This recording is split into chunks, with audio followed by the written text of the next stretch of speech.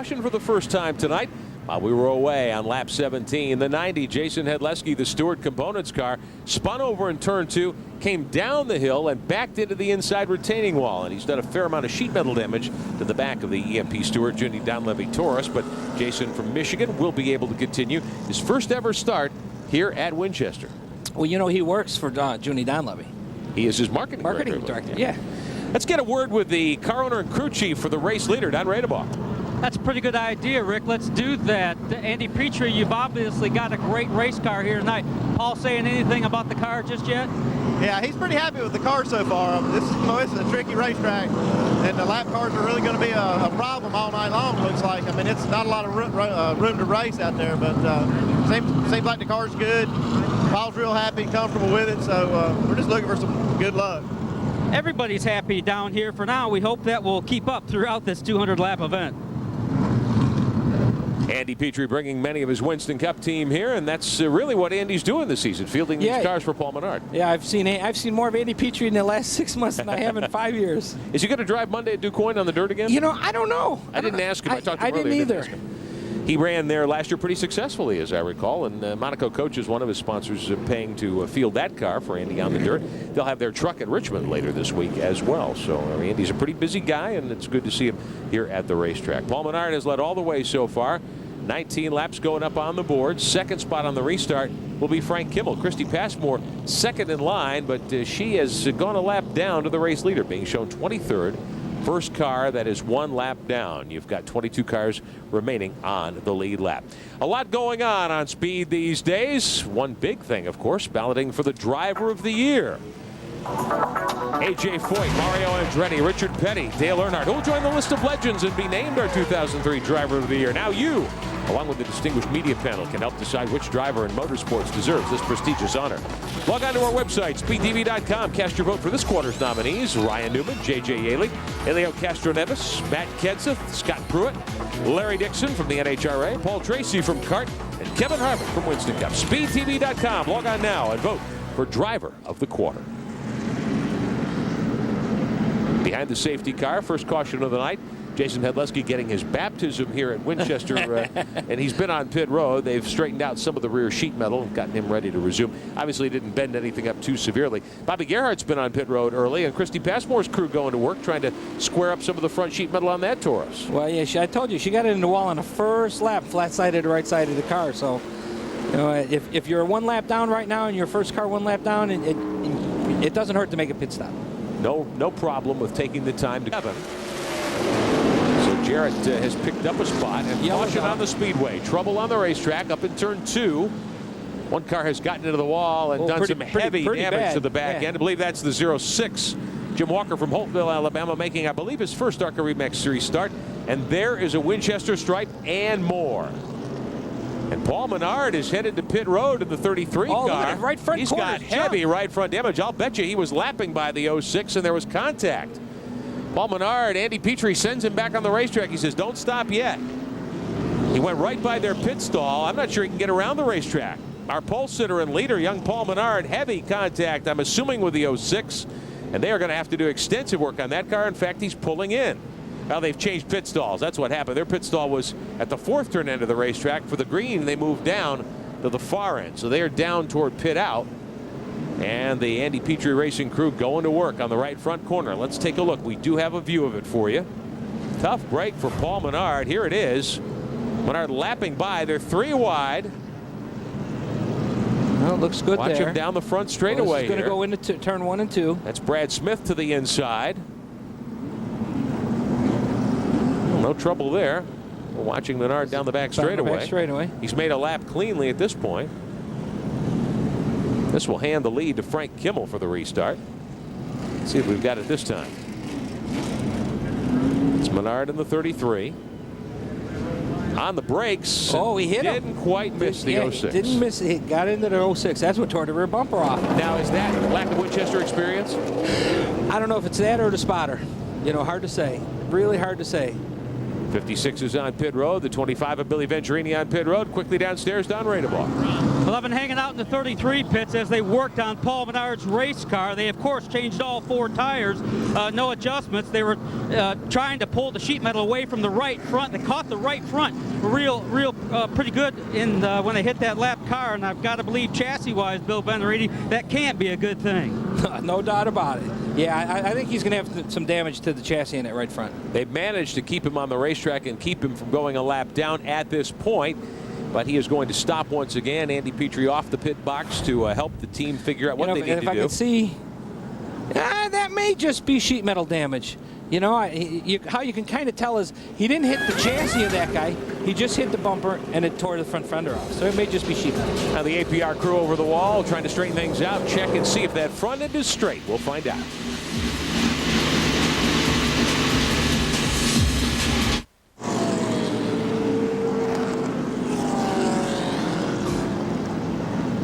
Man, Andy, Ron Cox, just as we come back, the 17 car of Hello.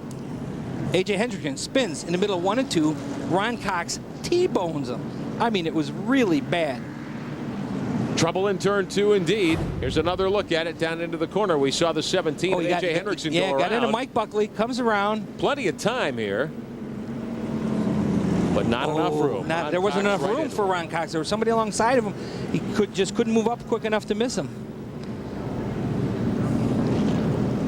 Here's another look at it from a different angle, and Cox, much like the Paul Menard situation. Yeah, I don't know if he got him in the driver's side door or not. It's hard to tell. Working with Ron Cox, window net down. He's got the helmet off. The teacher from Saudi Daisy, Tennessee, the Peterson Fluid System Chevrolet. He's okay. But that race car, Wayne Hickson's car, is going to need some time in the shop. If they're planning to run that car at DuQuoin Monday, they won't be able to. He looks a little upset, but you know, I don't think he should be mad at Ron. I think he's actually going to check to see how AJ is, because that was not AJ's fault. He just wants to see if he's okay. See? He looped it there in turn 2. Yeah. As the two have a conversation with his track safety officials there. You know, Ron Cox, he's one of the nicest guys. He's a school teacher. Did you know? Yeah, school teacher. And he look. The officials thought he was mad. He was going to go fight with him. He just wanted to go see how he was, because he hit him so hard. So Ron Cox is okayed out of the race car. Don Radebaugh standing over there as well. A.J. Hendrickson is there too. Brent Sherman continues to run in second spot as we are under caution yet again. Sherman is a driver who expects a lot from himself. We talked to him about the season earlier.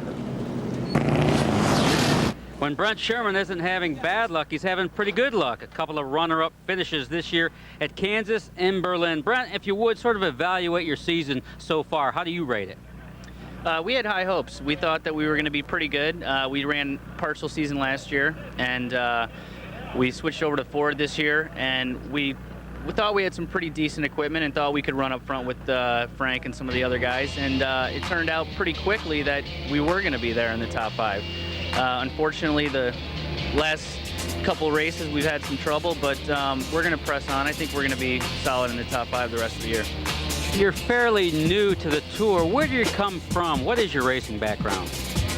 I've actually done a little bit of everything. I started fairly late. I've only been racing about 5 years, so I wanted to try to move on in my career as quickly as possible. I've done some open wheel racing. I've done some road racing. I've done some sports car racing. A little bit of everything, but this is my first full year running for a championship, and it's really great. It's 22 races. You know, in the past I've only done 10 or so races a year, but I've really enjoyed myself this year, and I've really learned a lot in this series. Now that we've covered that, where do you want to go? Is this a good stepping stone series to where you want to go, or are you content here?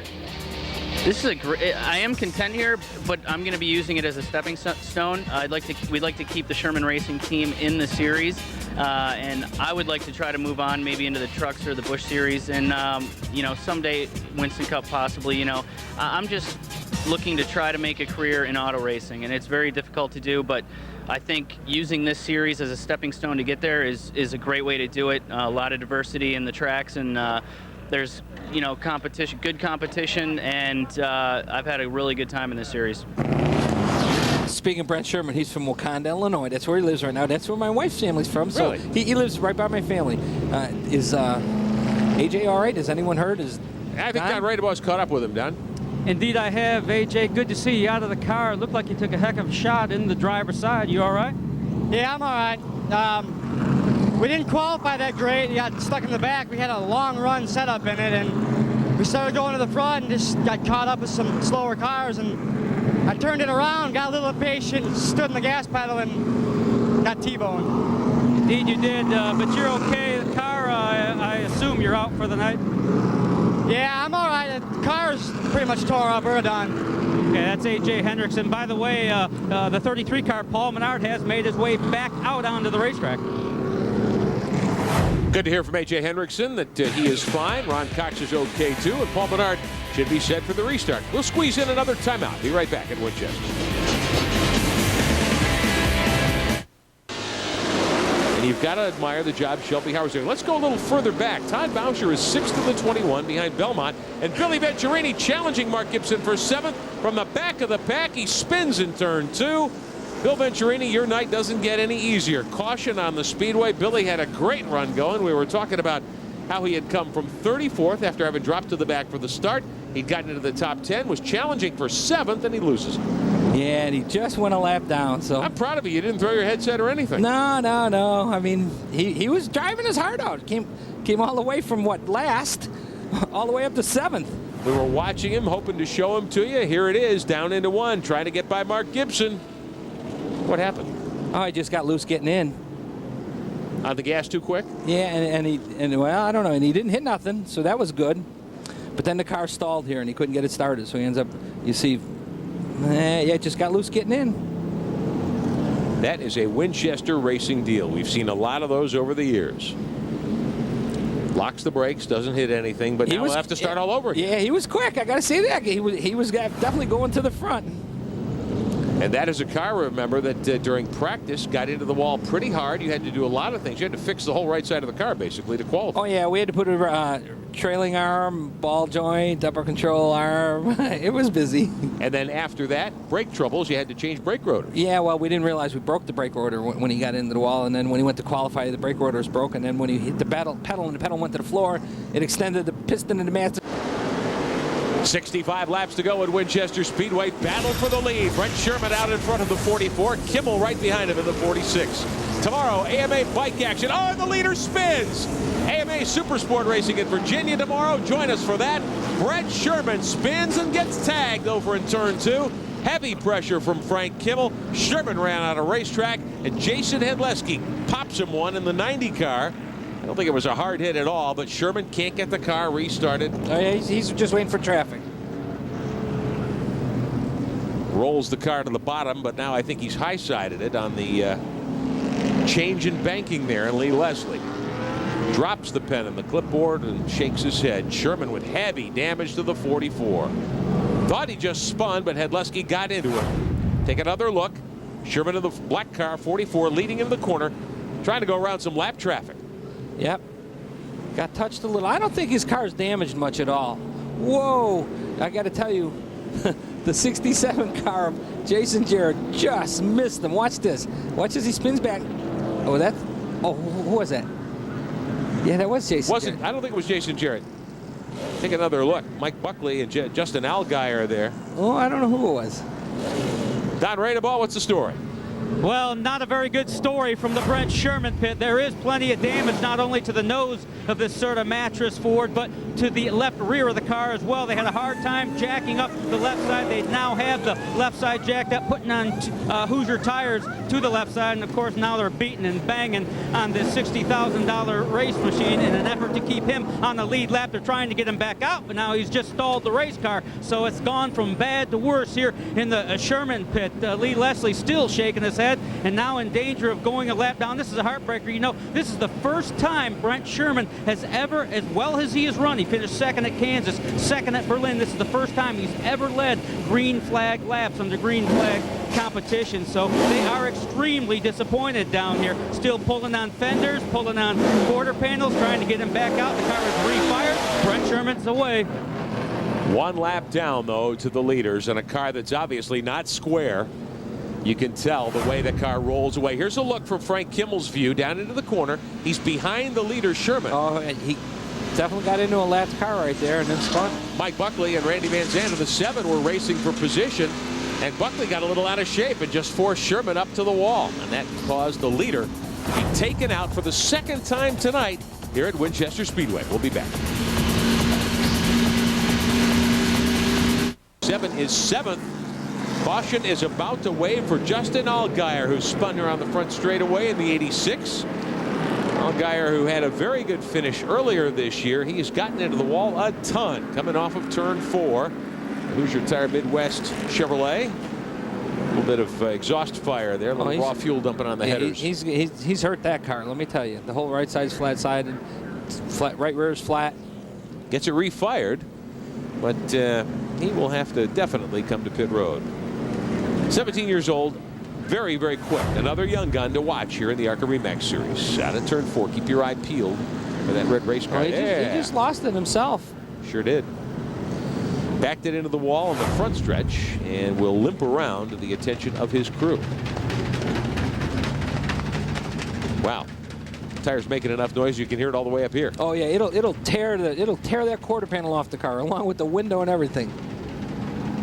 51 laps to go, and we're back under caution. Kimmel will be the restart leader. Shelby Howard, second spot. Third belongs to Langston in the 66. Chase Montgomery, Mark Gibson, Andy Belmont, the top 6. And we will see Allgaier, no doubt, bring that 86 car down to pit road. I would hope so. And if you look, he is through. As Montgomery has to get out of the gas, the yellow lights come back on. One car up in the wall. I believe it might be Christy Passmore. And Bobby Gerhardt. Bobby Gerhardt there, too. Some trouble up at the top of turn 4, and we're under caution again, and Christy Passmore has bent up the Royal Trading Ford. The Core Mechanical Chevrolet of Gerhardt also with right front corner damage. Christy Passmore was running 15th, 3 laps down. Bobby Gerhardt was 16th, so they were fighting for position. Gerhardt to pit road. They will be able to probably put the 5 car back together. We'll be back at Winchester.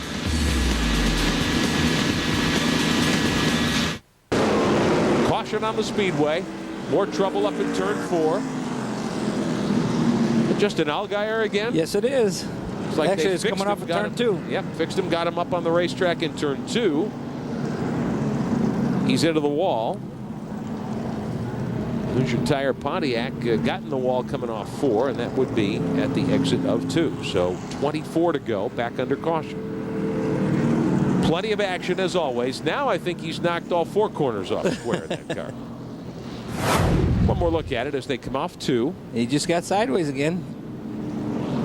17 years old, learning tonight, I would say, here at Winchester. Oh, yeah, you definitely, this is a learning experience running here. Yeah, learning what a tough place this is, maybe, is lesson number 1 tonight for the 86 team. Well, the left side of Allgaier's car looks pretty good, so he will come back down pit road.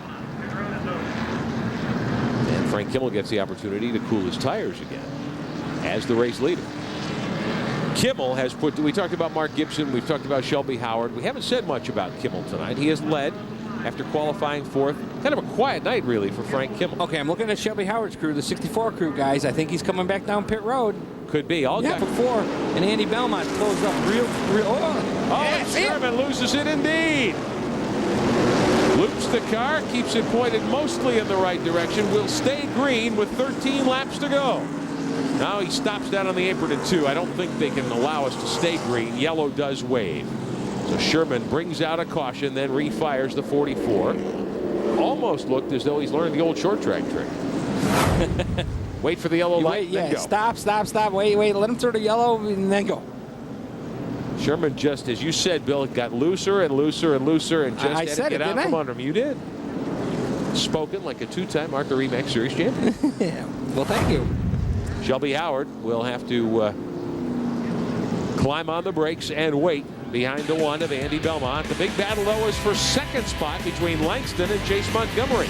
We'll be back at Winchester. 2nd, 3rd, and 4th nose to tail. Montgomery trying to turn inside Langston. 5 laps to go. 5. Oh, contact. Montgomery takes out Langston. They catch up Howard. Montgomery goes upside down in 2. Chase Montgomery slides down the racetrack. Mark Gibson tags him. Chase Montgomery gets flipped. Gibson rolls down the racetrack. Andy Mike Belmont stops. Holy smokes! There, all cars are wrecked. All kinds of cars are wrecked. Big trouble in turn 2. Red flag on the speedway. We will stop this one with 5 to go. Wild action in turn 2.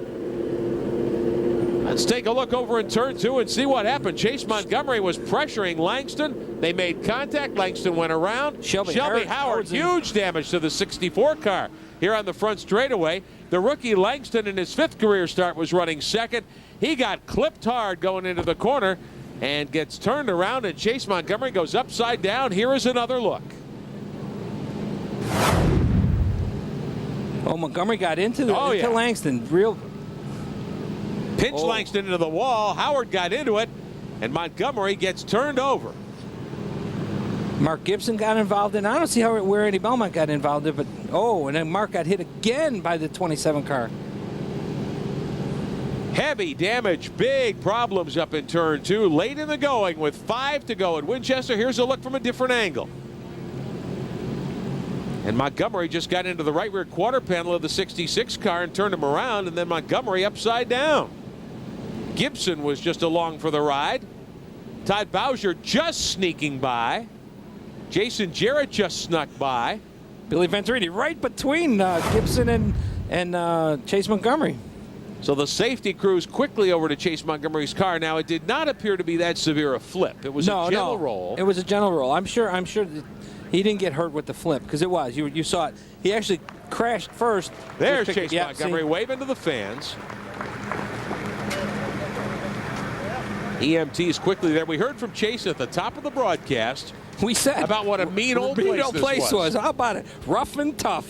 And Chase Montgomery has another story to tell about racing at Winchester. He was going for 2nd spot. He turned Mike Langston. They tangled with one another. Took a hard hit. Now, Frank Kimmel was all alone out in front of the mess, but among the contenders, Shelby Howard should be able to restart 2nd. But if we can get a shot here on the front straightaway of Howard's car, we'll show you the severe damage to the right side of the Mack Dodge. Meantime, the safety crew continuing to work cleaning up in turn 2. The ambulance not needed, fortunately. There's Howard's car. Now, look at the whole side's tore off. This is a short track, but that is going to slow him down when we get ready to go racing. Here's from Chase Montgomery's onboard camera. Langston had already clipped the wall. Yeah, he clipped the wall coming off of 4. You're right. Okay, we are upside down. Yes, we are. We are upside down. Shower of sparks on the asphalt. And that's never a good sign when it's all silent. Oh, no. Upside down. I've had that happen. And now he's going, okay, where am I? Mark Gibson, heavy damage to the 59 car too, Don Radebaugh. There certainly is, Mark Gibson. It's certainly great to see you out of the car and smiling. I was hoping to talk to you soon, talking about a top 5 finish. It's not going to happen tonight. What happened from your angle? It's a mess up there. I don't know. First of all, Williams Brothers Lumber's car was really good. We were top 2nd practice, and I just overdrove the car in qualifying. But the 66, I don't know. He was about spun out down in 4, and 27 got under him, and he got loose and got into him. Just backed everybody up. Right. Yeah, I'm fine. Just racing, hard racing. 5 to go. It's a shame. Williams Brothers Lumber car, we had a top 5 car and missed a shift on that next to last restart. Andy got by me, and I think we could have got back 3rd or 4th or 5th, but that's the way it goes. It's Winchester. Now, you got a car for the dirt, though. You can... We brought 3 cars. We're staying up here. We brought one for the dirt, one for here, and one for Chicago. Andy Belmont, I guess you caught a piece of that as well. What it looked like from your seat? A little pissant in the 27 car drove slamming the back of the 66 and turned him. I mean, these little kids that belong in kiddie cars, they ought to race in some other kind of racing before they come up here and tear our stuff all to hell. The Verizon car had a top 5 car all night. I felt terrible about passing Mark here. He loaned me a motor for the night, and he missed a shift there. I had to take it. I was trying not to pass him, trying to be, do the right thing. But, man, it just makes absolutely no sense with 5 laps left to tear up $200,000 worth of equipment because some punk kid out here don't have the experience and he just got his foot in the radiator cap. I don't think I need to add any more, gentlemen. Well, go ahead, Andy. Tell us what you feel. Wow! He's too reserved. He's just too resistant. I don't know. Now, Bill Venturini, I've never raced at this level, but I have to say, Chase Montgomery was going for second spot with less than 5 to go. Yeah, and I don't think Chase got into it as much as I think the 66 got sideways. He bounced off he got off the wall there. All right, good angle there. And I think he came down on him a little. He came down a little on him. And, you know, Andy, I love you, Andy, but let's not rip on Chase Montgomery too bad. I think it was a combination of two people wanting the same piece of real estate. And as good as Mike Langston has been tonight, remember, 39 years old, only racing for 4 years, just his 5th ARCA Remax start ever. A very fast race car, very competitive, up in second spot. I think that's a lack of experience. Yeah, we talked about that earlier, you know. I think he just... running second, you know, you're excited, or running third, wherever you are. I think I saw it. Like I said earlier, come off a 4, he got sideways, hit the wall first, coming off a 4. And then when you run down that front straightaway and you're still got your foot in it, you think, oh, what's going to happen when I get in the corner? Let's hope it sticks. Well, the Chase Montgomery machine upside down, done for the night in tour, red flagged at Winchester. The dirt, and here's somebody with trouble. I can't get a number on it, but he picked a fine time to leave me loose wheel. You didn't have to say that, did you? Looks like the caution flag's going to come out for the first time this afternoon as somebody gets in trouble on the back straightaway. Tony Stewart started on the pole. He still leads at the Coyne State Fairgrounds. In his race team. Right. Here's trouble once again. 3 cars tangled up, 4 cars, including Billy Thomas, the 4-time winner here. Caution flag for the 3rd time today after 15 of 100 laps. Jeff Caldell in trouble here on the front straightaway. He's plowed into the inside retaining wall coming up off turn number 4. High speed here at DeCoyne, and this is what happens when you collect the retaining wall, that Armco barrier here that protects the folks that are in the inside of the racetrack. He came up off the corner, lost control, and smashed the front end. He's trying to refire the car and drive away, but he probably doesn't realize how severe the damage is on his car. Jeff Caldella, Austin, Indiana native, not having a very good day at all, Joe. He's now realizing how bad off his car is, and here comes a record to the rescue to help him off the racetrack. Now, this is a good break for some of the guys who made that pit stop a little bit earlier on. Now they're bunched up on the rear deck of Doug Keller, who has the race lead at this time. Brent Sherman's up there in the 2nd spot, Tony Stewart and Frank Kimmel among the front 5. Let's go down to Don Radeball, who has a closer look at what's going on there against that wall with Jeff Caldell. Look at the aftermath of what happened on the front stretch here. That's the 7 of Jeff Caldell out of Austin, Indiana, who hit the inner guardrail here a ton. Got together on the front stretch with the 26 car of Brad Smith coming off corner number 4. Smith got some pretty heavy left side damage, but most of the damage is right here on the 7 car, Jeff Caldell, with plenty of front end damage. His day is done for sure. I do know that the window nut is down. That tells us more than likely he's okay, which is good news, and hope to have more for you later. Thanks, Don Radeball, for that report from just outside of pit road. We'll be right back with more of the Southern Illinois 100 right here on the Outdoor Channel. Back at the Coyne, you can see the difference in the outside lanes and the inside lane. The groove really hooked up now. Here's some pit road action. The leader is on the pit lane. Doug Keller is in, and Shelby Howard with some problems. Joe, we're going to see the rest of the strategies play out here. There were a group of cars that were up front that had not come in to get their mandatory pit stop. They'll be in here now. We're at the 34-lap mark. They'll be getting their stop so they can go all the way to the distance. Billy Venturini gets service. They send him on his way. Keller is kind of blocked in behind Shelby Howard, and it looks like a serious situation for Howard's car under the hood. Let's go down to Don Radeball for the report. Well, Shelby Howard is back on pit road. This is his 6th appearance on pit road, doing what they can to keep that car cool, spraying the mud off the front grille. That's a continual problem at DuQuoin. When the mud cakes up on the grille, it won't allow air to come through the engine and help keep it cool. It's been a long afternoon for Shelby Howard. Pit stop number 6 for the Greenwood, Indiana driver. Shelby Howard, who won earlier this year at Salem and at Kansas with some problems, but nowhere near as bad as the problems of Jeff Caldell, his car being hauled back into the garage after hitting the front straightaway wall. Back to Don Radeball. Well, Jeff, it's certainly good to be standing here with you. You look like you're okay. Glad to see it. I know the car isn't. What exactly happened? Yeah, the car's probably going to need a front clip. It's done for the day.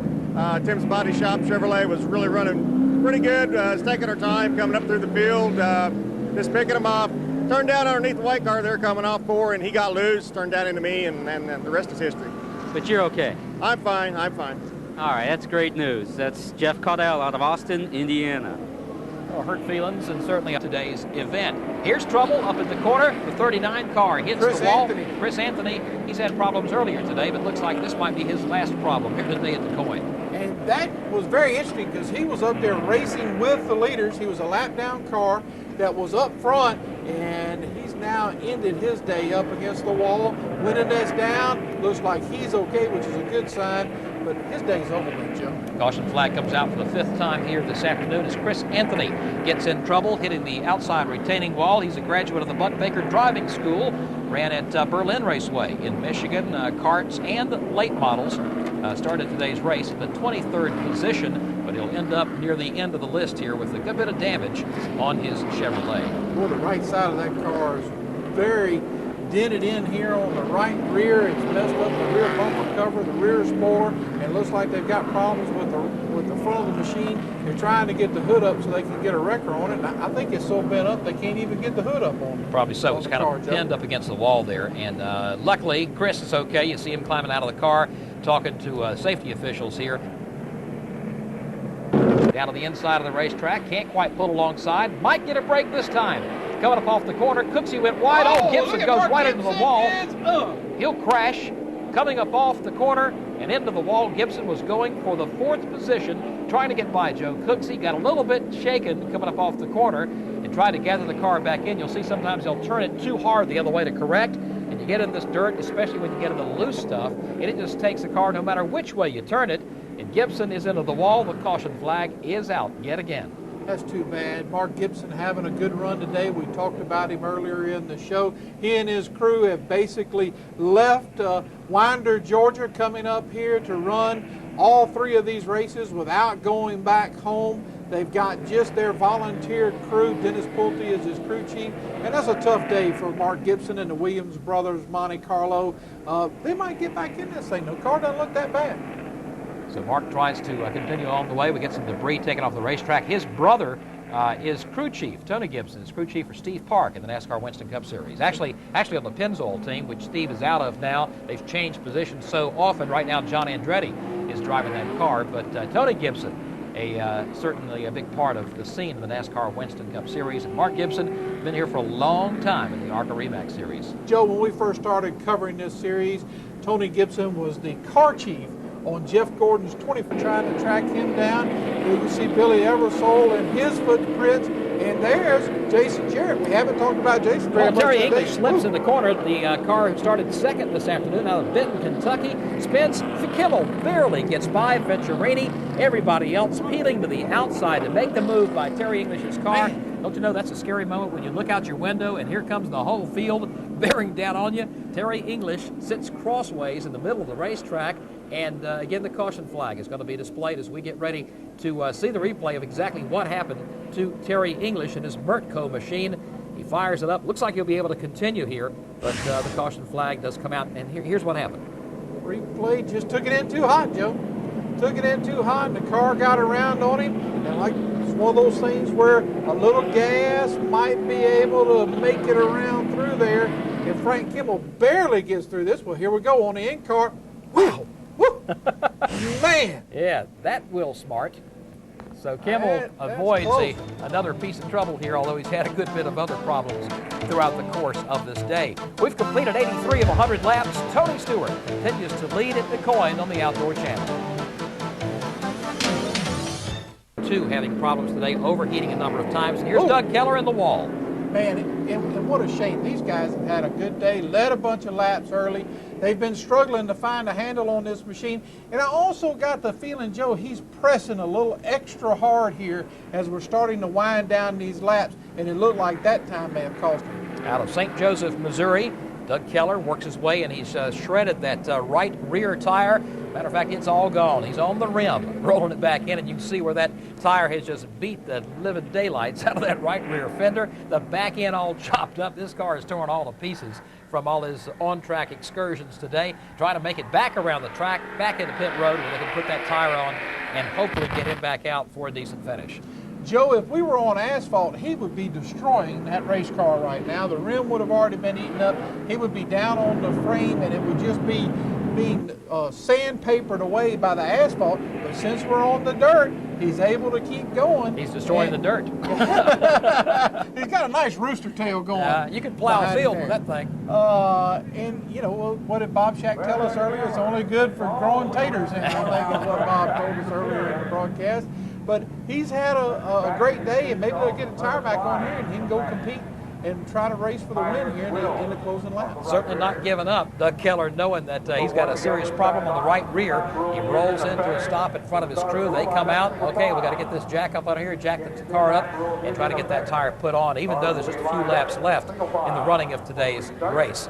Again, racing on the dirt and pitting on the dirt. It makes it a little bit interesting. And I'm just now realizing how close pit road is from a competitor standpoint to that water. To the lake. You know? And I think about some of the fires we've had this year in the Winston Cup Series. You have a fire on pit road today, well, you can just go jump in the lake and you'll be covered.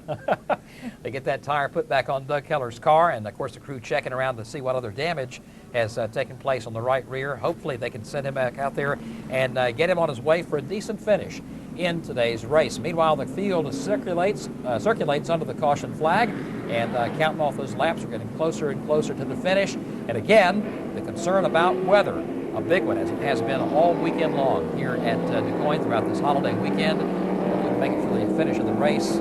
Keep your fingers crossed, maybe we'll go all the way. Joe, I'm not really sure, but that car doesn't look, yeah, it's definitely not, it is not tracking right, yeah, like it was a little while ago. Plus it looks like a modified from a certain angle.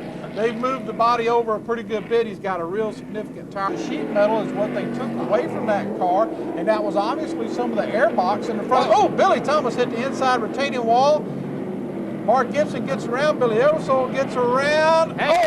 Oh, man! Billy Venturini grabs in there and hits hard. Came in and hit a ton, Joe. I mean, he hit a ton. That's one of the problems about being here on dirt. He probably had them locked up for the last 200 yards, but there was just absolutely nothing he could do. He was on for the ride, and it looked like Perry Tripp is the one that came out really on the short end of the stick. Venturini was going kind of wide and trying to avoid the spinning cars down the inside of the racetrack, and he got so wide, he got up in the loose stuff, the brakes did no good. He slid right into Perry Tripp, and now the caution flag comes out. So safety folks come out to make sure that both the drivers are okay. Perry Tripp in the 38 car dropping the window net. Apparently he's going to be okay. And Jason Jarrett still in his car. And the safety guy walks over, radios in. Yep, he's all right. They are both mad. And that's Ryan Unzicker up by the wall. I'm not exactly sure what happened to his ride, but he's obviously involved in this accident too. I can't see any damage from our vantage point as to what's wrong with his car, but it's not going either as safety crews get out here and go work on these machines. Tough break for Billy Thomas, running in the top 5 for most of the afternoon after having so much success here at DuQuoin over the years. And we'll see the replay here. Here's where he glanced off the wall, spun around, up the banking into the loose stuff. Here comes Bill Ebersole, nearly getting him. Perry Tripp couldn't stop, and Bill Venturini plows in at full speed. That was a hard hit. Wow, they hit hard. Ryan Unzicker looked like he had checked up to miss all these spinning cars and got into the wall when he checked up on the inside of the front straightaway. So shame for Billy Venturini. His guys are having a great year. We'll be right back with more from DuQuoin here on the Outdoor Channel. They work around this racetrack, and there's a problem. There's a caution. Oh, here's the trouble. Up in the corner, several cars involved. Jim Eubanks there, along with Jerry Niemeyer. They were racing on the lead lap for position, and they get tangled up in the corner. The caution flag comes out again. You know what this means? Another green-white checkered. Man, and these guys have been in the top 10 today. This is a devastating blow for these two guys because they had great runs going, not guys that you normally expect to see up front in the top 10, had a smart race, stayed on the lead lap, obviously racing for position here on this green-white checker and got tangled up. Man, the clouds are getting ever closer, Joe. Don't look good at all. We need to get this race back under the green flag so we can finish it under a green flag condition today. Again, ARCA rule says we finish green-white checker. The weather might have another thing to say about that if that cloud doesn't stay away. And not only that, Joe, as we look at the front straightaway, these two cars have torn out a significant chunk of the inside retaining wall here at DeCoin. They hit really hard. Yeah, the word is the drivers are okay. There's one of them stepping out, seems to be all right, taking him to the ambulance for the mandatory trip to the infield care center. They're still talking to Jerry Niemeyer in his car, and looks like we'll be able to at least send these guys off. Certainly hurt feelings and torn up race cars, but looks like they're okay as the track announcer does a quick interview with Jerry Niemeyer about the crash there. Again, knocked out a big chunk of the guardrail down in the corner. I think that's Jim Eubanks he's talking with, Joe, but he looks like he's been in a dirt race today, doesn't he? He's been in a 100-lap shootout, and his suit's covered in dirt, his face is covered in dirt. He's had a big day. Yeah, you see these cars all torn to pieces.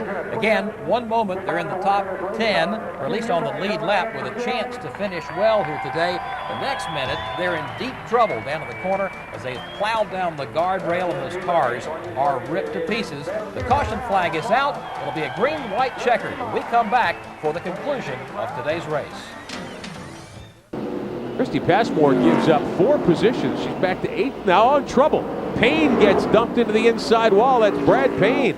And we will get a caution, no doubt. Yellow flag waving here at Salem. Brad Payne got turned coming off of turn 2. The concrete wall on the inside pretty unforgiving here at Salem. So caution on the speedway for the first time tonight. 25 laps are complete. Payne trying to refire that Taurus, but he took a hard lick. I think there's some bent front end parts under there. Here's a look at it. He's alongside Christy he was just sideways. Yeah, he got sideways himself. He lost it himself. Never got touched. The way he came around, I thought certainly he must have had some help, but it turned out that he had that happen to him all by himself. Yeah, and I'm looking to see who was running behind him. I thought, okay, Billy, what'd you do? Billy never touched him. Billy Venturini back in 10th position. So Payne fires up the Tell City Pretzels Ford, rolls it around toward pit road. We'll sneak in a quick timeout and be right back at Salem.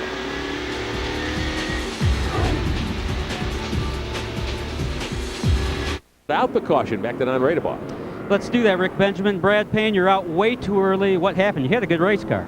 Yeah, had a real good race car. Qualified 5th. It's a shame, Tell City Press was on board. Was looking for a good night for them. I was trying to pass Christy on the outside. She come up a little bit. I was trying to keep from getting into her. The car got a little loose. I was just trying to keep it out of her. Sounds like a Salem thing, really. Brad Payne apparently out for the night. That was a hard hit in the inside concrete wall. Yeah, it was. And I'm not going to put any blame on Christy Passmore, Speedway, no surprise there. Ross is second. We'll be back. Kimmel's in trouble. Frank Kimmel in the wall. Frank Kimmel and Mike Buckley in the wall in turn 1. Oh, man. Brian Ross was involved. Kimmel was involved. The 70 car is down there. Kimmel pulls away. We were going to go to commercial break, but I believe we've kept it back here at Salem for you. We'll sort all this out. We will take a timeout. The right-hand side of Kimmel's car badly damaged. So the race leader, the 4-time series champion, in huge trouble. We'll be back.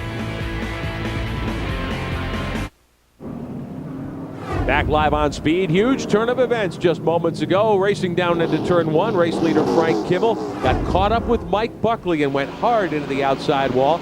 Kimmel's car continues to run. They've stopped once. They're sending him back out without losing a lap. Here's a look at it. It was actually the 30 car. Mike Buckley got caught up in it, but the 30, first-time driver from Canada, Terry Jones from Ontario, as Frank was lapping by him, turned up into him, it looked like. Oh, look at Mike Buckley up and over the top, over the side of Frank Kimmel.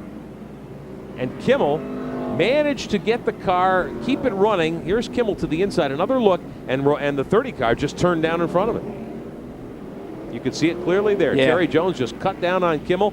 Buckley almost got launched out of the ballpark. Well, I got to tell you, actually, by Buckley hitting Kimmel, it saved Frank Kimmel's car from hitting the wall so hard. This is what we were seeing as we were going to commercial break. We saw the smoke from the in-car camera of Kimmel, and that's what tipped us off that there was the big wreck down in turn 1. Don Radebaugh. Well, Kimmel's on pit road for the second time. First time they came down, of course, they went with right side tires. They've been pulling sheet metal away from the car from all 4 corners from the side. Wow, just ran over a jack here on somebody else's pit. They just changed left side tires as well. So if the chassis isn't hurt, they should be good to go, but the aerodynamics are a mess. Bill Venturini, I'm not sure that's a big deal here. Nah, the aerodynamics ain't a problem, but the side of the car's falling off. Remember, Shelby Howard had a good finish at Winchester under similar circumstances.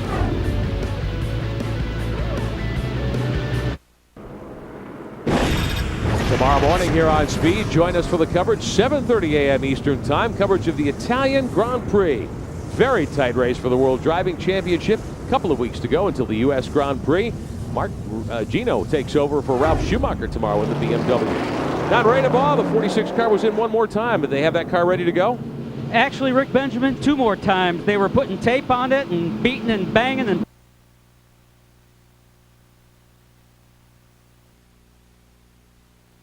measure. They put a tape measure and stretched it out in front of the car. I assume maybe checking to see if the toe got knocked out.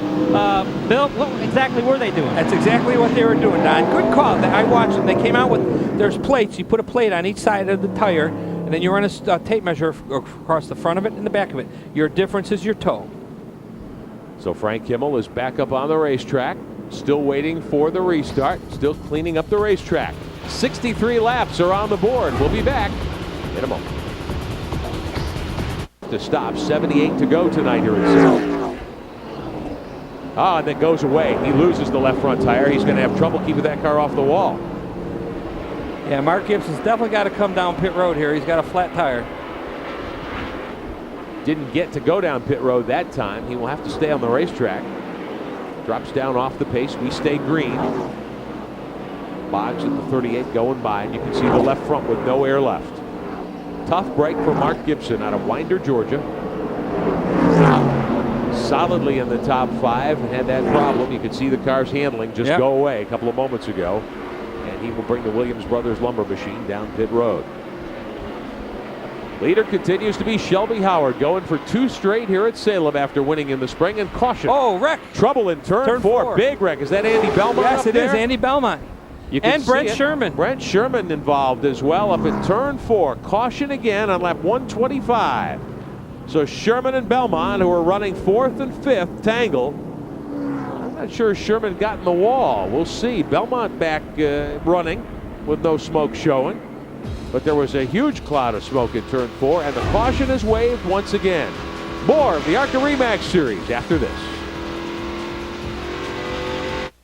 You know, we're not really in the business of... Oh, and caution again.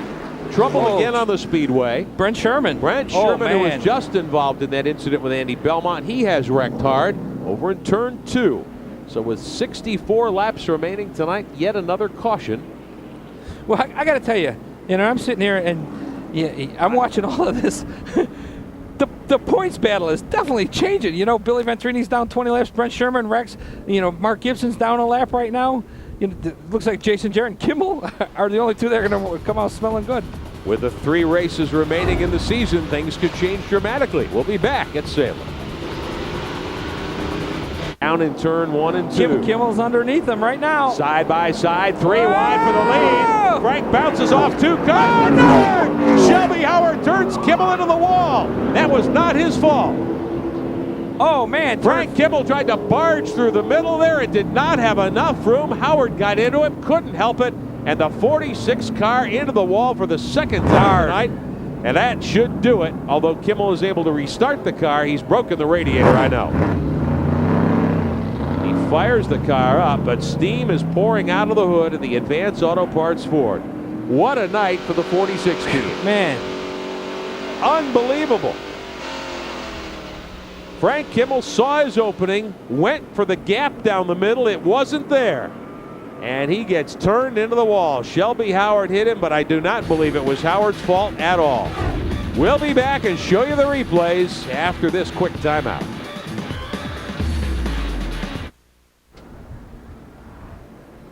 Tonight's coverage of the ARCA Remax Series on Speed is being brought to you by Remax. Outstanding agents, outstanding results. And by Gladiator Garage Works, reinventing the garage, a division of Whirlpool Corporation. Frank Kimmel is done for the night. He's out of the race car. Don Radebaugh is there. But he's okay. The car's a mess. Frank, what happened? I guess you better ask Shelby on that. I had him pinned on a slow car there. The guy moved over, let us have plenty of room. After we cleared him going down the backstretch, I guess Shelby just turned left, spun me backward up into the fence. What a shame. This crew worked their butt off to get us back up there. The toe end was knocked out about 1 inch. Was the car still working as good as it was? No, it was in pretty bad shape. The toe end was knocked out a good inch or so. The right front A-frames were bent. I'm sure the shock was bent, but you hate to lose like that. I treated him awful clean, and he got me. It's one of those deals. Well, if the car was in bad shape then, it's a lot worse now. And Daisy is wilted, I think you could say, after that incident down the backstretch. Shelby Howard will maintain the restart lead, at least according to scoring. Here's another look. And Bill Venturini, you can't see from this angle exactly what we saw looking up from turn 3. Howard, on the outside there, looks as though he did come down and turn the 46 around. But when we look at the other version, everyone was bouncing off of everyone. Yeah. Not this shot either. The 38 of David Boggs, way slow and in the way of again. the leaders. He was down on the inside, but he was up a little higher maybe than he could have been. Here's the look down the backstretch. Okay, well, Frank hits Shelby there. Then he bounces off the 38 car. And Shelby was turned. Shelby did come down, but I think he was just correcting from being bounced off the first time. That's what I thought. I have to admit that's what I'm sure from Frank's seat it looked. Oh, like it felt and I'm sure from Frank's seat and Bill Kimmel's seat. And here's from the 46, the in-car camera.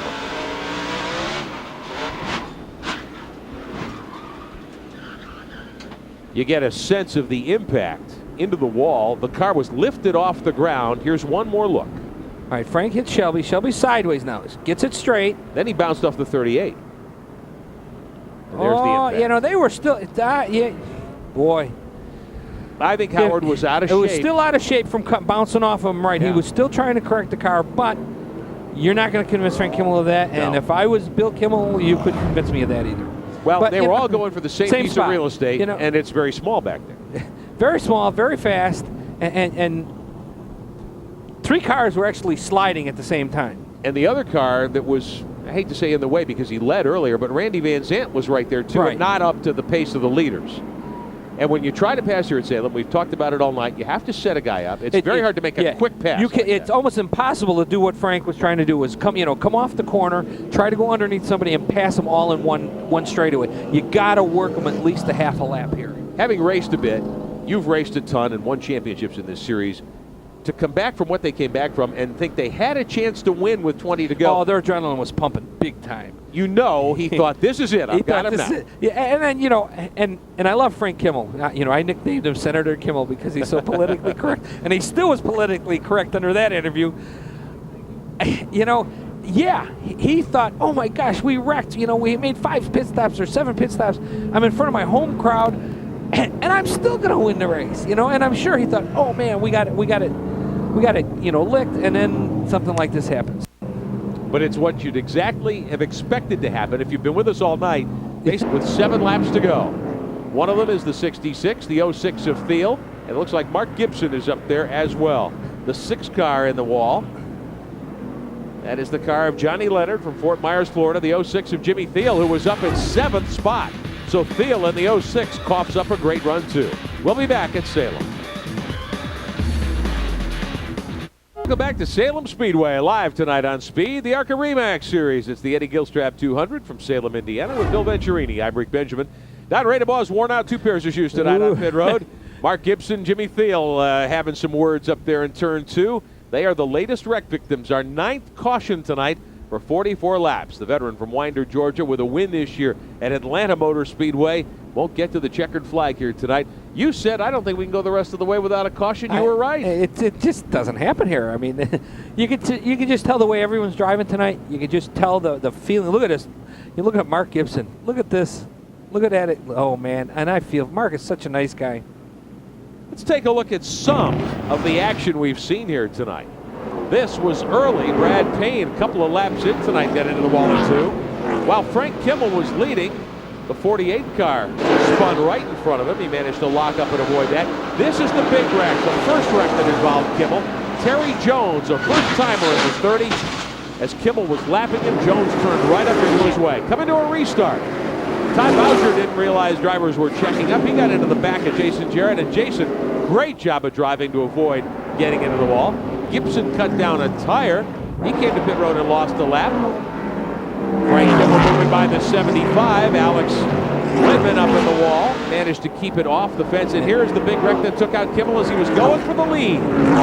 Despite the earlier wreck, they had fixed the car. He and Shelby Howard got together, and the 46 hard into the wall. And now our most recent caution, Mark Gibson, Jimmy Thiel, and a host of others tangling up in turn 2. Don Radebaugh, Mark Gibson had an excellent night going until that. Well, that's nothing new. Mark Gibson always runs well, especially on the short tracks. This year, you just can't get to the finish. What happened? You know, it's nothing and none of our doing. It's like we have a good race car, had a top 5, top 4 race car, cut a tire down. The 44 got into the left front, cut the left front down. Just people don't give any room, you know. The guys that were griping the most at the last race are the ones causing the most problem here. I don't know. You know, the Williams Brothers lumber car was doing really good. We just settled in to try to get a top 10. Weren't even trying to pass anybody, and tried to be a nice guy and backed off and let the 75 go, and that got me way back in the middle of all that stuff where I shouldn't have been. I was as fast as the top 4. And just got to quit being a nice guy, I guess. I don't know. Just thank all my sponsors. Say hello to my wife, Michelle, back home, and we'll be home tomorrow sometime. Well, frustration equals Salem Speedway. 59 car takes a heavy hit in the right front corner. Good to see that Mark is okay now. 2 weeks ago, when did we have a wild night at Winchester? This hasn't stopped, you know, for the last 2 weeks. Really check the tires. I know this race has been won. Oh, trouble coming off turn 2. Daryl Basham in the 34 has gotten into the wall. He's wrinkled up both ends of that Chevrolet. Will go to caution for the first time of the day. In the Food World 300, all alone out of 2. Basham stops on that paved section that they put in here in the last several years. Yeah, that paved section is good. Yeah, it slows the cars down, scrubs off a lot of speed. Basham got loose going through turn 2, got into the outside wall, came down across the track and has stopped. And we are under caution with 9 laps on the board of 113 today. Have another look at it here as the leaders ease off going into the banking. Take a look down from turn 2. You know, you kind of hate to guess, but from the way that thing came into view, and then looking at the right rear quarter panel, we might have had a flat right rear, and it went ahead and blew out, ripped the quarter panel off, and threw him sideways into the wall. Because that car, there was skid marks coming off the car before he even hit the wall. Oh yeah, it looked like he blew a tire. He was lucky that it got turned around enough to not hit flat driver's side. So. Looked as though there were pieces of rubber bouncing down the track, and the right rear tire certainly is torn up. As you said, Kenny, it didn't look like there was any. He didn't hit anything with the rear of the car. Right. That's one neat thing about here. It doesn't have to be rubber to bounce down track. It can be heavy steel, and it still bounces for a ways. At 188 miles an hour, that will happen. Absolutely. Else on the racetrack, I still feel has to do 2. They'll put lap 13 on the board. Coming up through the gears, Andy Belmont on the bottom of the racetrack in trouble. A car has gone around, the 49 car. That's the car out of Charlotte. The Petro Express Pontiac has hit the wall and has stopped down on the grass, so we will not go green this time by. No, Dan Shaver from Charlotte. The green is they have to throw the green, but they should get the yellow. I mean, the green should be out, and then the yellow should come out. Safety cars coming back out. Vern Slaw on the 65, apparently with contact with Shaver. Slaw's car at the bottom of the track going by our location. There you can see that Dodge low on the apron. He's got front end damage, and the caution is waving once again. So we go immediately back to yellow. Montgomery on the backside of the racetrack. Let's take a look as they came through the tri-oval, coming up through the gears, and there's the contact. That's Vern Slaw's machine. Vern Slaw, oh man, got it. Vern Slaw got into the 49 of Dan Shaver, who then bounced back off to the 65 of Vern Slaw, and Vern got into the 44 of Brent Sherman. There was another car involved. There was another red car at the bottom of the racetrack, and I couldn't pick up the number. Here comes Shaver to pit road. He's got the front end badly knocked out on that car. They're going to have to do some extensive work there. Working on the right front corner of the car, trying to pull the sheet metal out. We've seen this movie before here at Talladega. In fact, 1 year ago, and it was Ken Schrader's car that was involved. Let's take a look at this incident from 1 year ago. As the field came through the tri-oval. Keith Seeger's on the high side here, and Michael Verger's driving your car. Michael Verger's was a little over-aggressive and run in the back of Chase, and we were involved. Chase was committed. He was the one committed, but boy, I hated that for him. But it's restarts. You wouldn't think they'd be that complicated, but it just everybody's ready to go. You kind of hang back a little bit. It's yeah. tough. That was last year. Chase he had a car to beat last year. Too tight because as you get around. Trouble! Mark Gibson in the wall. That's the 59 car. He has gotten in the wall up in turn 4 from the look of things. And we will go to yellow once again. The caution is waving on the speedway. Gibson and Bobby Gerhardt, who started on the front row alongside pole sitter Kyle Busch. The Core Mechanical Pontiac out of Pennsylvania from Lebanon, PA, has gotten in the wall as well. This is what I was talking about before when Frank Kimmel put himself in the back and missed that one race. Right. When all the leaders pit together, they all come out together, and they basically, you start in the front, you stay in the front. But when you pit off sequence like that, you run the dice. This is the chance. Roll the dice, something happening. Brian Kahns in the brand new 75. That's a beautiful new body Chevrolet for that team. They're in trouble as well. Take a look through 3 here. Oh, hard to see already. Gerhardt's already spinning, and Mark was inside of him. So Brian Kahns was on the bottom of the track. He was crossed up when they went through our frame there. Gerhardt was sideways, and Mark Gibson piled into him. Safety crew over talking to Bobby Gerhardt in the 5 car. Taking a look to see if the hood of that car needs to be pulled away. I see a little bit of flame licking out around the cowl there of the 5, so they want to get the hood off. Bobby coming out of the car with his cap on. He's okay. But at these speeds, Kenny, when you hit the wall, you're sore for a while. Yeah, and it all depends on that angle that you hit. But still, when you're 10 feet from it and you just glance up off it, it's just hard to hit things at 180 mile an hour and not leave a mark. It's hard to hit anything concrete. Yeah. Brian Kahns climbing out of the 75. There's heavy front end damage to that beautiful new Chevrolet. I had a chance to talk to Brian briefly in the garage this morning. They're really pleased about that new car. Really good looking machine. Well, and it will be next time they bring it out. Bobby Gerhardt walking back. He'll make a ride to the infield care center, no doubt. The Hans device. The Hans device that's hooked to his helmet really has made a big improvement. Take another look here at what happened in turn 3. That's Gerhardt in the white car sideways. Jason Hedleski in the 90 there going by sideways as well. Mark Gibson, pretty hard impact with Gerhardt. Yeah, Matt Higgins almost got involved in it. Just snuck through on the bottom. Everybody reeling him in and stopping down on the apron there before more trouble could ensue. But we are back under caution. Here's up in the 15th spot. The pack has been shuffled several times. Whoa! Oh, Keith Seeger spins winner. Big spin going to the wall. He gets hit. Oh! Several cars. Higgins is involved. Boris Sett in the 99 is involved. Looks like Kyle Busch is in the middle of that one in the 87. Several cars bounce off the inside retaining wall. Several cars involved. You've got 6 or 7 cars in that wreck coming off turn 4. Boris Sett in the Pontiac there. Matt Higgins in the 9. Ken Weaver's involved. Frank Kimmel got through safely. We'll be right back to sort it out. Welcome back on Speed. 70 laps complete of 113 that make up the Food World 300, and we have had, if not a big one, a pretty good-sized incident coming off turn 4. Now, come on, I got to talk to Rick Benjamin about this. We were in our pre-broadcast meeting this morning, and we talked about the big one, and we said there hasn't been a big one in ARCA lately. I think this qualifies. I think we just jinxed this one. Well, this isn't a 26-car Winston Cup pileup, Kenny, but it's pretty significant. This is a big crash. Watch Keith Seegers in the yellow 04 car. Oh, I think he got a flat. You see the car wiggle first? They don't just spin like that by themselves. Right. Boris was first on the scene. These boys, they got nowhere to go. There's nowhere to go. All you do now is you hope that you're trying to steer. Oh, and then Shelby Howard gets involved in it. Shelby got a good job of getting it turned back to the right, so he didn't hit as hard on the left. Tough incident. Seegers in the 04 crossed up in the middle of the corner for whatever reason. Slid up the racetrack. Boris Sett in the 99 drilled it because he really had no place to go. And then several other cars scrambled. Shelby Howard. There's the Seegers machine. Matt Higgins took a big hit going in through there. Here's on board with Frank Kimmel. I think he made it through this.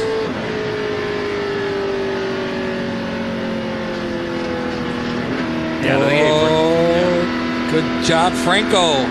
Senator Kimmel, good job. Evasive action paid off in that incident for the 4-time series champion. One more look. Higgins was right there in the red 9 car to drill the back of the 99. Kyle Busch took a heavy impact. Both ends of the 87 car are significantly damaged. Higgins then hits the inside wall as well. Ken Weaver stops. Shelby Howard stops down there against the wall. And several other cars caught up in it. I believe what we see some of the softer wall. Yeah. See, right, technology down the inside. The inside of that wall is that new soft wall stuff. You're right. Softer. Safety crew on Softer. hand. Yeah. Helping Boris Sid climb out of the Pontiac. He's looking around right now, trying to look for a name on the wall that says where he's at. Waving to the fans, and the 99 goes out on the hook. How many cars were involved in this one? Well, I was counting 8 or 9 there. Jason Hedleski in the 90 was certainly in the middle of it. There was Brack Maggard there in the black 83, a car that came from the Andy Belmont shops this weekend. Higgins in the 9, Busch in the 87 we saw. The 64 Shelby Howard, you pointed out, Bill Venturini. There's Matt Hagan's car on the rollback. He is out of the car and okay. And we have Bob Dillner and Don Radebaugh on pit road, checking on things, checking on the conditions of your favorite drivers as well, and we'll update the situation. Well, the number 90, Jason Hedleski's back on the racetrack right now, so he's not in too bad a shape. You can see they haven't even got the 64 car yet cleared away from the wall. And who's that other car? That is the car of Ken Howard, excuse me, the 96 car of Ken Weaver. Ken Weaver. From Texas. Not Ken Howard from the White Shadow, Ken Weaver in the 96 car. And Kenny, during the break, we were talking about the newly implemented Winston Cup rule that will allow for roof hatches starting this weekend as an option. And that's a case where you'd want one. Yeah, normally the drivers, we've climbed in and out of the left windows for so many years that's the way we would get out in any kind of emergency. But when the car's up driver's side against the wall or something like that, you want to get out of the thing quick, or if you have to extract the driver, safety crews do, it's just a lot simpler, quicker way to get them out. Is it mandatory? No, right now it's an option, but I think it will be mandatory in our for next year. Is it how's it fit? I haven't seen one yet. It's pretty trick. It hinges from the inside or the outside. It's a lot simpler operation than I would have thought it was going to be. Is it like the roof flaps? It flips all the way over though. It's pretty neat. They did a lot of work on it. They've had them in drag racing for years for funny car drivers, and is it similar to that? Ours, funny cars flip forward. Yeah. This one, depending on which side you flip it from, it's capable. You can flip it to the left or you can flip it to the right. Well, I know that Gary Nelson and the crew at the new NASCAR Research and Development Center up in Concord have really been working on that for quite some time, hoping to get it perfected. Well, NASCAR's taken such a big step forward in safety, like all the organizations have, and so many of them that have worked together. But the commitment they made with that technology center and manning people to put in there to actually do this research and development and try to come up with new ways to make the car safer has really been amazing. Yeah, I had heard that Michael Waltrip may have it in his car for this week. Did he? I did not know. Yeah. So the fans getting an opportunity to stretch here at Talladega Superspeedway. 72 laps complete, and we remain under caution after an incident coming out of turn 4. The 04 of defending race champion Keith Seegers. That's a Morgan McClure Chevrolet spinning up there on the racetrack, and it's something we've seen here at Talladega many, many times over the years. You're just along for the ride in that case, aren't you, Ken? Oh, definitely. You're just along, and Keith did not just spin out. He had a problem that started that. We'll be back with more in a moment. Welcome back on Speed, under caution yet again in the Food World 300, the ARCA Remax Series, for an incident coming off turn 4. Keith Seegers in the 04 car got sideways, and Ken Schrader, you're pretty well convinced that he didn't do anything wrong, that something must have broken in the race car. Look, Keith won this race last year. This car all of a sudden snaps around. Keith didn't just lose it. It had a problem, and don't know what it was, but he was just along for the ride when that happened. Boris Said in the 99, Matt Hagan's in the 9, Kyle Busch in the 87, Shelby Howard in the 64, Brock Maggard in the 83, and that's Ken Weaver in the 96. Here's one more look. Frank Kimmel was right there as well. He managed to steer underneath it after that heavy initial impact. Christy Passmore just got by it in the white car with the orange trim. There is Weaver in the 96 being spun after several hits. He then bounced off the inside wall. They're working on that car to remove Weaver right now. Shelby Howard stopping against the wall as well. Boris Said was second on the scene. Bob Dillner, is he feeling okay? Well, he's okay. He's standing here with me right now, but What did you see out there? I mean, I felt like USG sheetrock brand had some sheetrock all over the track. And I had nowhere to go. I just saw the 04 spun in front of me, and I thought I had a guy on my inside, so I thought he'd get up out of the way. You know, like Tom Cruise, go into the smoke, but he never got out of the way, and I hit him hard. And then I think I got hit 2 or 3 more times. But, you know, it was a learning experience. I got to experience everything at Talladega, and it was more than I expected. Need to work on my pit stops. They aren't kidding when they say that, you know, you don't have much brakes when you come in. You think you're going really slow, and there's nothing there. But I just want to thank everyone at USG Sheetrock brand, the U.S. Army, for giving me this opportunity, and I can't wait for the Bud Shootout in February. It's going to be fun. To you, Don Radaba. Well, fortunately, Chase Montgomery was not in the wreck. Unfortunately, he's out of the race. What happened, Chase? Left front wheel bearing failure. What can I say? These guys worked their butts off all weekend, did an outstanding job. Yesterday in practice, we had a left front wheel bearing failure and thought we had it fixed. Everything was brand new. Went back out there, and it happens again right as we're about to go back to green. So we had to come back to the pits, went back out there, and it's still wrong. But, you know, what can I say? I can't speak highly enough for these guys. I mean, we went from 7th to 1st in less than 10 laps, so we've got an awesome car. We'll get it fixed, come back to Daytona next year, and try to defend our race title. Yeah, they're pretty good at that Daytona thing. The defending Daytona winner, pretty good at the restrictor plate business, although out of it today. Certainly looked as though they had the strongest car here, very much so in the first half. 2 wheel bearing failures in one weekend, Bill Venturini. That's pretty rare. Very rare, but I'd question the grease they're using. I'd question the technique and how they're doing it more than I would a parts failure. If you lose one, that's different. But when you lose 2 in one, if you lose 2 in one weekend, that tells me there's some other problem.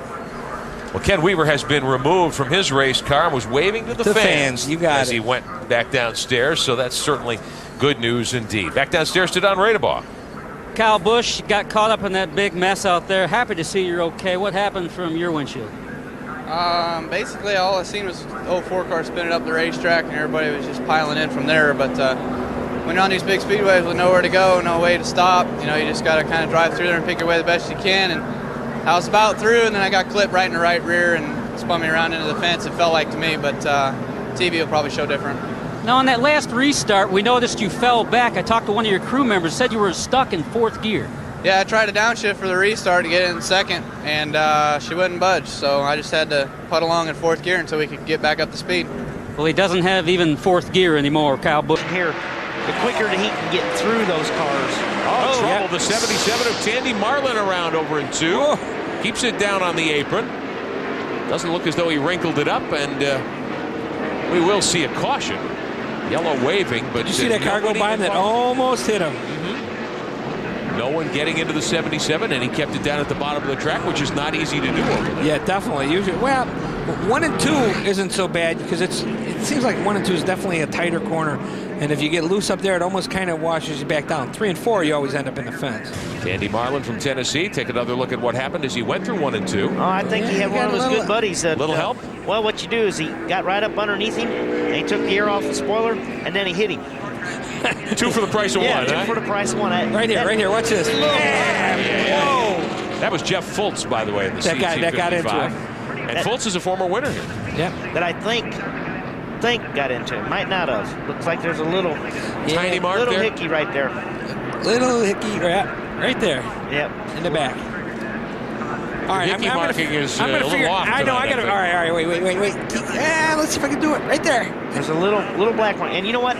It just doesn't take anything. If you're standing flat-footed, and I just took my hands and just kind of like pressed you both shoulders, that's all it takes. That's all it takes. A little bit of pressure in the wrong place at the wrong time. Well, because you're driving by the seat of your pants, and you can feel those tires just kind of gripping. You know, right on the edge, and all you need is a little nudge, and you're around. Well, Tandy Marlin didn't hit anything. Fortunately for him, he will probably come to pit road, and they'll take a look at the race car, but he should be able to make the restart here momentarily. He was running up in the top 20 at the time of the incident there. Fultz is certainly coming through the field. Fultz started back at the tag end of the show in the 55 car. The 77 car looks like it's stalled, and now he's got to fire back up again. Coming toward pit road, and I guess he will in fact duck down pit road so they can take a look at that car. sheet metal damage on the right rear corner of that car? It looked like it had some, you know, a lot of times, though, the tires throw up rubber, and it gets black there on the right rear quarters. Downstairs, Bob Dillner.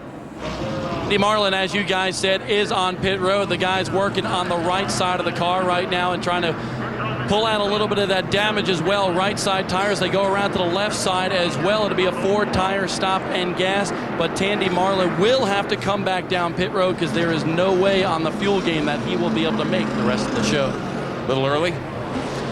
Oh, yeah, definitely a little. Look at this. Is that the number 8 car? That's the 8 car with a huge amount of damage to the passenger side. Jim Pate out of Fredericksburg, Texas, the Arthur's Pizza Pontiac, I should say. You know, you didn't think we'd have saw that? Yeah, you know, look at his right front fender's ripped up. His whole right side's gone. We never even saw that. He was pretty far back in the field. I don't know if he was anywhere near Tandy Marlin. Bob Dillner. Well, you guys are right. A lot of damage to the right front of that race car as the team goes to work on that right side, putting right side tires and gas in the car right now. Actually not doing any work whatsoever to try to pull that fender out, but Jim... Caution flag for the 7 of Chuck Hires. First timer here at Lowe's Motor Speedway. He was running up in the 20th spot. Might have had a little help going around, Bill Venturini. I can't tell it from that angle, but, you know, Billy Venturini gets around him on the outside from there. Hires is from Didn't hit Jacksonville, anything. Florida. No, he managed to keep it off the wall. The Fast Track Racing School Dodge. Very close to that outside concrete, perilously close. One of the biggest things that I've seen over the last half a dozen years in the ARCA Series is obviously the quality equipment and then just the heads-up driving. You know, a lot of times, hey, we can all correct Winston Cup, Busch, ARCA, whatever, but those guys did heads-up job missing the car that's sitting sideways in track like that, right in front of them like that. Don Right About Chuck Hires is headed your way. Indeed, he is. His first ever start here at Lowe's Motor Speedway. In fact, he's one of Andy Hillenberg's fast track driving students. He rented this car from Andy Hillenberg, hoping for a great run here today. He's a home builder back home in Jacksonville, Florida, and one of his clients is Lumber Unlimited, and that guy who owns Lumber Unlimited brings down Chuck Hires each season and about 20 other guys to go through Andy's school. So Andy talked, or Chuck, the driver, talked Andy into driving this one-time only deal here at Lowe's Motor Speedway. Still waiting for him on pit road, though, but Chuck Hires having some trouble here yet tonight. There's a lot of cars coming. 6 to Boyer. And trouble in turn 4. Several cars around, one in the wall. Looks like the 83 in some trouble up there, and there is a car up against the fence. There's the 83 car with some difficulties. He has been involved in that skirmish. That's Tom Buzzy from Malden, North Carolina. And number 19 of Keith Mertz. Keith Mertz, the Mertco Chevrolet. Buzzy, a track champion at Tri-County Speedway, which is nearby here in northern North Carolina, in the open wheel modifieds, making his first career ARCA Remax Series start in a car that he purchased from the Herzog-Jackson team that has had a fair amount of success in the NASCAR Busch Series. That is a Winston Cup, ex-Winston Cup car that the Herzogs had in their shop and provided for Buzzy and a crew in the car here tonight, but some damage, and he will take it behind the wall. Keith Mertz's car was up against and still is up against the outside retaining wall coming into the tri-oval here. They're going to stop the 83 and jack it behind the wall, see if they can straighten it out. Let's take a look at what happened. Buzzy goes around, collects Mert. Several other cars on the brakes, a couple diving down pit road to stay out of trouble. That could have been much more than a two-car incident. Definitely. And Keith Mert was just in the wrong place at the wrong time when the 83 spun up and hit him.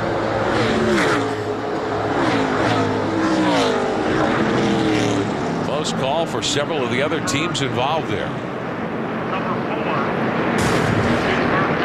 The 19 down on the grass now. They were able to move the car so that they can get Keith Mert out of there. The position that car was in is why we see NASCAR starting to go towards the roof escape hatch. Driver's side up against the wall. And that's the biggest problem we've got, getting out of the cars nowadays. ECC team. Oh, and off the wall. Gibson clouded the wall. Oh. He's cut a tire down. He's into the wall again. Caution on the speedway across the tri-oval. The veteran from Winder, Georgia, slides it through the grass. Several other cars stack up coming across the start-finish line. We're back under caution. Big hit as they slide through the middle of the racetrack, the middle portion of the infield. Number 6 car, Butch Jarvis is involved. Jarvis stopping down here on the grass. He's from Bluntville, Tennessee. There's Gibson's car. Mark was on the gas hard coming through the tri-oval and just slipped up out of the groove and popped the right rear corner into the wall, and it sucked him back in. Well, I'm sure that tire went, after he hit it, it looked like the tire was down. Then he hit the wall hard enough the second time that when it bounced back into traffic, there's not much guys can do there then. And one thing I think I saw there was I saw the Kyle Busch lock tires up. The 8 car also involved. That's Jim Pate. Because they were coming through the traffic. You're right. Several of the fast cars had to restart at the rear. Kimmel and Busch had been to pit road late in that caution. And Gibson stops the 59, the Williams Lumber Company Chevrolet, on pit road. The winner in Atlanta earlier this year. We're going to take a look at it, but boy, that was a pretty hard impact twice. Not just once, but twice. Yeah, that car's hurt pretty bad right now. And I really feel, sorry for Mark. He was carrying a local sponsor, Joker's Bar and Grill out of Salisbury. There was the initial hit there, right off 4. Now we have some type of problem because it's down because of sparks. That's a hard hit. The wall, besides him headed towards the wall turns in there. Now it just backs up. Everybody runs out of reaction time, and Mark almost came back up in front of more traffic.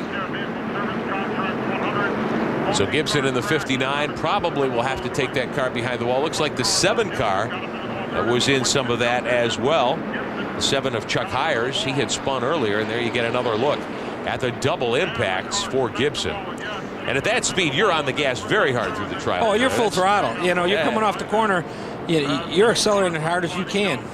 He hit so hard, you could see the rear end shift. I assume the truck arms broke under the car in the back. Sure, the panel bar broke, and that's what moves the rear end. From the time here we get another view of what went on behind Mark here. Everybody bending the brake pedals to stay out of the difficulty there. There's the 6.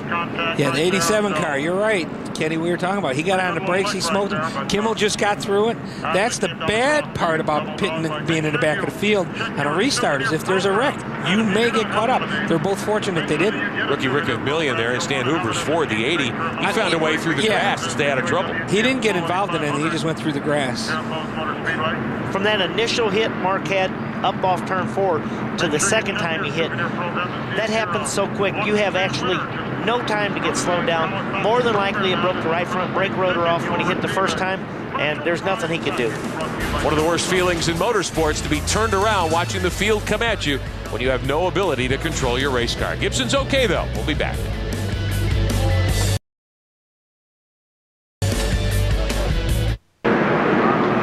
Back on speed, the ARCA Series from Lowe's Motor Speedway in Concord, North Carolina. Under caution, Mark Gibson got into the front stretch wall coming through the tri-oval quickly after a restart. Several other cars involved as well. A little sprinkle of rain. We talked at the top of the broadcast how it has been a wet week here. The USAC sprint cars rained out yesterday. They ran that race this afternoon at the dirt track across the street.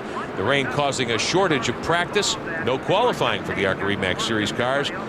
Been mostly dry today, but just a little bit of a sprinkle starting to show up. Let's get an update on Mark Gibson's situation to Don Rainable. Well, it's raining all over his world right now. Car's really banged up bad. Mark, what happened? I don't know. We cut a tire down. It just come off a 4 and the car wouldn't turn. Just went up in the fence. You okay? Yeah, just, the points deal went away tonight. We